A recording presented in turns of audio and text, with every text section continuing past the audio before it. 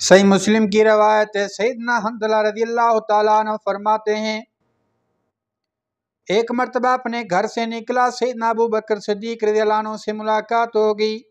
سیدنا ابو بکر صدیق رضی اللہ تعالیٰ عنہ نے فرمایا اے حنظلہ آپ کے کیا حال ہیں؟ میں نے کہا نافق حنظلہ، تو ابو بکر حنظلہ تو منافق ہو گیا۔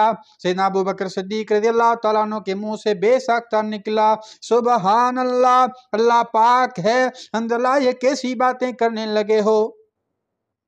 کہتے میں نے کہا ابو بکر جب اللہ کے نبی کریم صلی اللہ علیہ وسلم کی مجلس میں ہوتے ہیں، رسول کائنات صلی اللہ علیہ وسلم جنت کا تذکرہ کرتے ہیں، جہنم کا تذکرہ کرتے ہیں، یوں محسوس ہوتا ہے کہ آنکھوں سے دیکھ رہے ہوتے ہیں۔ جیسے نبی مجلس سے اٹھ کر گھر آتے ہیں، بیوی بچوں کی محبت میں مگن ہو جاتے ہیں، وہ سب کچھ ہمیں بھول جاتا ہے۔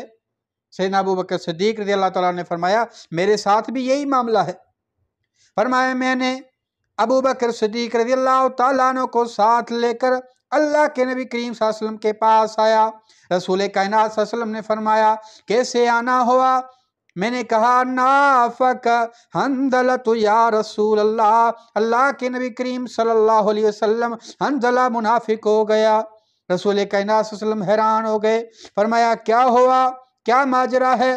کہتے ہیں اللہ کے نبی کریم صلی اللہ علیہ وسلم آپ کی مجلس میں آتے ہیں، جنت کا تذکرہ سنتے ہیں، جہنم کا تذکرہ سنتے ہیں، اے اللہ کے نبی کریم صلی اللہ علیہ وسلم یوں محسوس ہوتا ہے کہ جنت و جہنم آنکھوں سے دیکھ رہے ہیں۔ جیسے گھر جاتے ہیں، بیوی بچوں کی محبت میں مگن ہو جاتے ہیں، سب کچھ بھول جاتے ہیں۔ اللہ کے نبی کریم صلی اللہ علیہ وسلم نے فرمایا اگر یہی کیفیت رہی لصافحتکم الملائکۃ، یاد رکھیں اللہ کے فرشتے تم سے مصافحہ کرنے آئیں گے، علی فروشکم وفی طرقکم، تمہارے بستروں اور راستوں میں۔ اگر یہ کیفیت رہی جو میری مجلس میں رہتی ہے، پھر اللہ کے فرشتے آ کر تمہارے بستروں میں، تمہارے راستوں میں روک روک کر تم سے مصافحہ کریں گے، لیکن یہ کیفیت نہیں رہ سکتی۔ اللہ کے نبی کریم صلی اللہ علیہ وسلم نے فرمایا انسان کی کیفیت بدلتی رہتی ہے۔